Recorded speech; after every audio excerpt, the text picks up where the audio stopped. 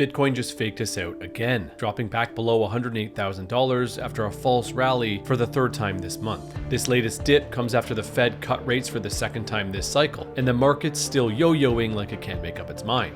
So what's really going on here? The bears think we've topped and we could be on the verge of a massive global recession, while the bulls think we haven't even gotten started yet, and fireworks could stretch well into 2026. So which one is it? Today we're unpacking both sides of this epic debate and why the truth about this market might not be what either side thinks. Welcome to No Second Best, the show where conviction meets reality and reality points straight to Bitcoin. I'm your host Hurley. Now let's get into it. The month of October has been a wild one for Bitcoin, to say the least. We started the month in true October fashion, hitting a new all-time high of $126,000 on October 6th. Then things came undone, and the rest of the month has been a dizzying roller coaster of false breakouts and leveraged liquidations in both directions. Yesterday, we saw the Fed deliver its second consecutive rate cut and even signal plans to end quantitative tightening by December 1st. Liquidity is officially coming back into the system. But instead of mooning on the news, Bitcoin again gave us a false breakout to start the week and then dumped right back below 108K. And this has people once again asking, are we sure we haven't already topped?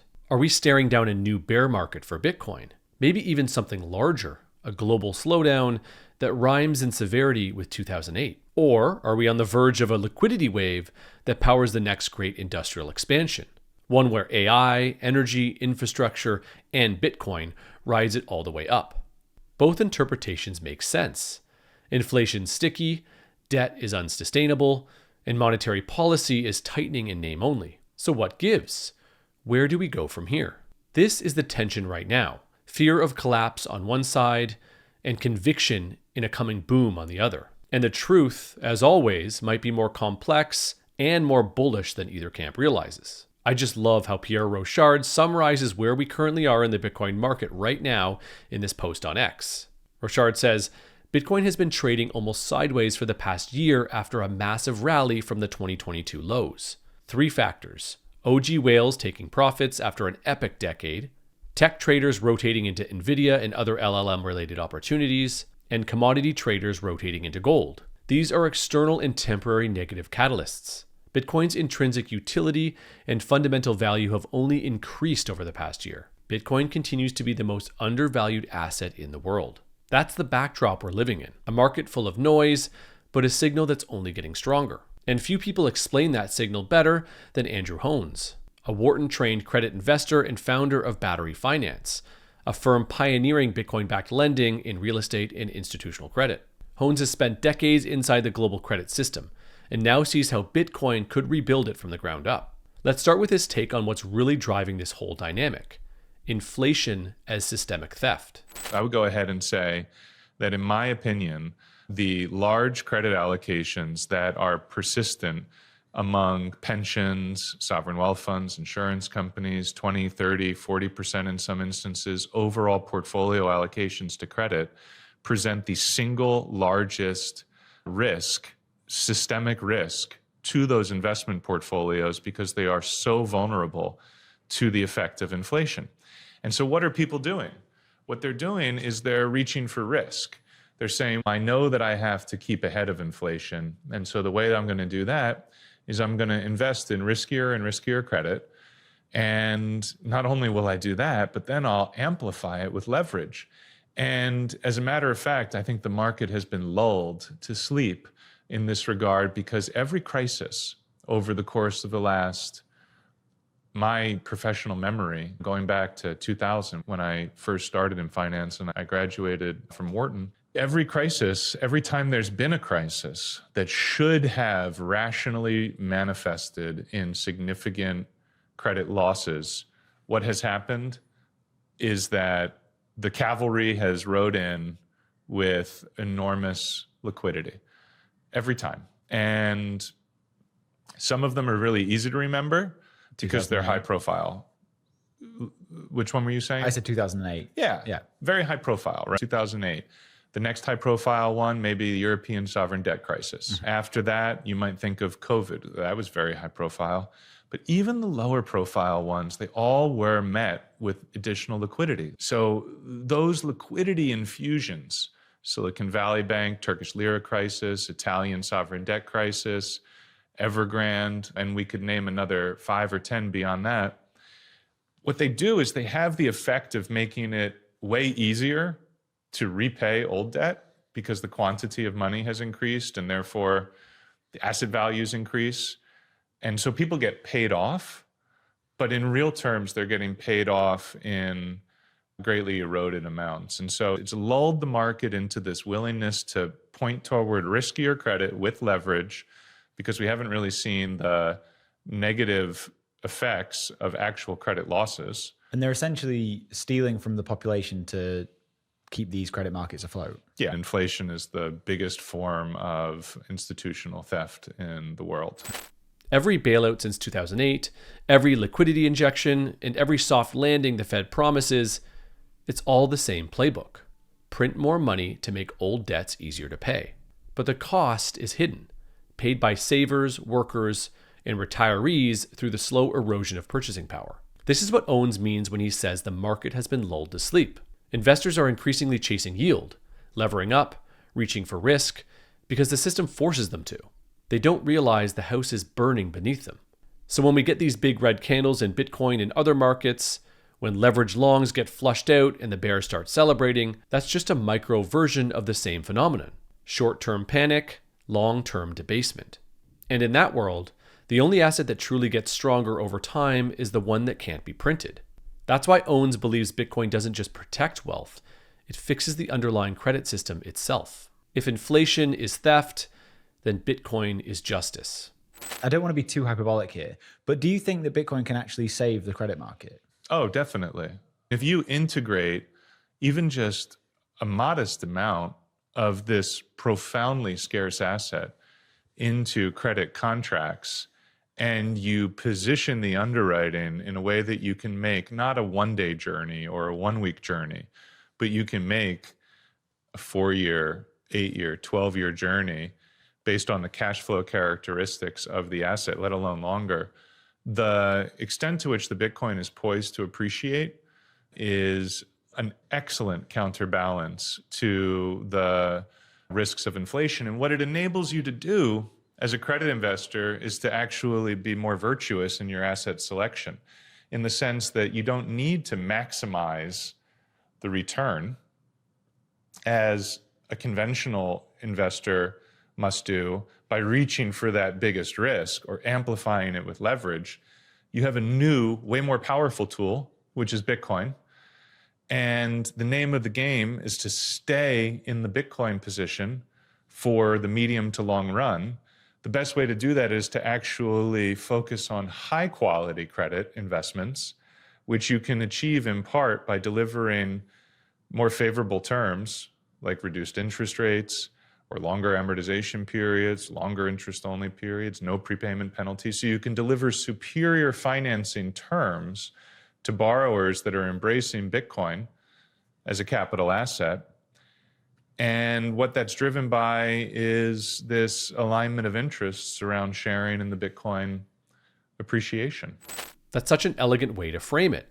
In the fiat world, credit investors are forced to gamble, chasing the highest yield just to stay ahead of inflation. But with Bitcoin integrated into credit, that equation flips. You don't need to reach for risk, you just need to hold sound collateral. Collateral that appreciates over time. And this is where long-term conviction comes in. It replaces leverage and risk with patience and clarity. It's the exact opposite of the casino mentality driving markets right now. From meme stocks to altcoins to sports gambling, where everyone's gambling to stay solvent in a broken system. That's why the short-term moves in Bitcoin don't matter. Because long-term, the world is structurally shifting toward what Owens calls a more virtuous form of credit, one anchored in incorruptible money. So if you're ready to start building your own long-term Bitcoin position, one grounded in conviction, not speculation, talk to the team at Swan Private. Swan Private helps individuals, companies, and family offices accumulate meaningful Bitcoin positions the right way, with expert guidance, advanced custody, and education built for the long term. Visit swan.com/no-second-best to learn more. And here's where it all comes together. If the system is drowning in debt and the only way out is more liquidity, if every crisis leads to more printing, then what does it mean when the one asset that can't be inflated becomes the new global benchmark? That's what Andrew Hones gets into next, the economic shockwave of perfect scarcity. I think that the world and capital markets participants are very unaccustomed to an asset that has a finite supply and has no elasticity. Normally, when something goes up in value, what do people do? They just make more of it. And that goes for gold. We talked about that. It goes for art. How many Mona Lisas are there in the world where there's one Mona Lisa, but there are probably millions of imprints of the Mona Lisa? Same thing goes for Warhol and all of these kinds of things. And stock as well. People just issue more stock. They dilute shareholders. When a company goes up in value, management, it's a very human thing to think. Management says, we think that we have a very good idea of how to spend more money. Let's take advantage of our high stock price, issue more shares, and then we'll go use the money for something. That's just their money printer. Yeah. And so it's very foreign in a sense, very new, very novel. The idea that there's this liquid asset, which is fungible, divisible, weightless, finite. And now the next thing to consider is that we're measuring its returns in something that is uncapped, which is dollars, euros, yen, sterling.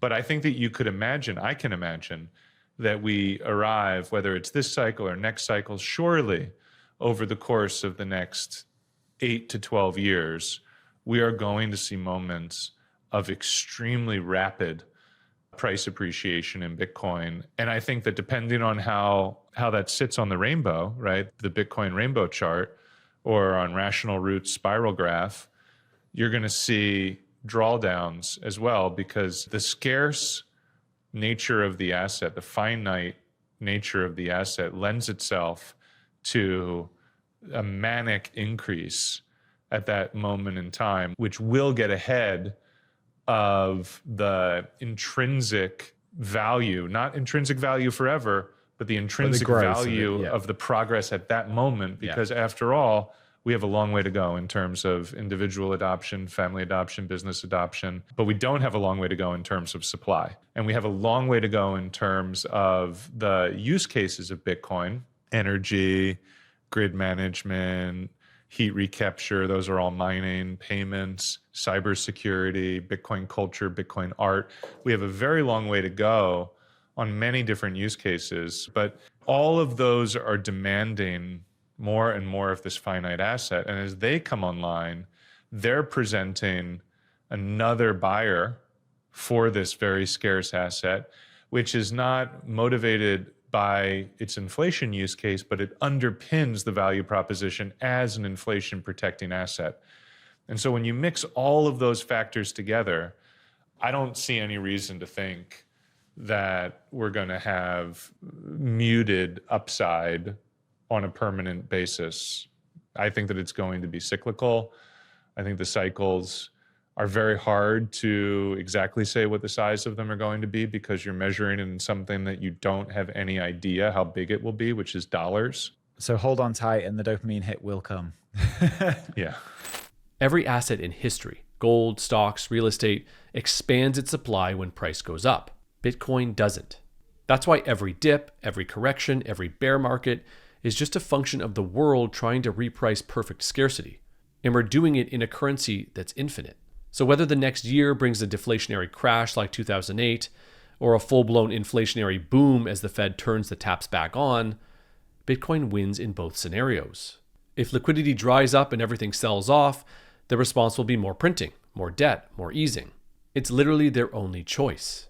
If the economy takes off and the industrial boom continues, driven by AI, energy, and reshoring, those trillions in new credit will still need sound collateral to anchor against. In both outcomes, the same truth emerges. The world keeps creating more claims on something that can never be multiplied. We might just be living through a modern Weimar moment, where the volatility before hyper-Bitcoinization looks terrifying on the surface, but it's really just the fiat system grasping for air before it inevitably croaks. So are we entering a bear market? Maybe. Or maybe the bull market hasn't even started yet. Either way, the direction of travel hasn't changed. And neither should your conviction. Because Bitcoin isn't just a trade. It's a mirror held up to a broken system and a map that leads us out of it. But what do you think? Are we on the verge of a crippling bear market and a global slowdown, or the start of the next great Bitcoin expansion? Or is it both? Drop your thoughts in the comments below, like this video, share it with a friend, and make sure to subscribe to the Swan Bitcoin channel so you don't miss the next one. Thanks for watching, and remember, there is no second best money.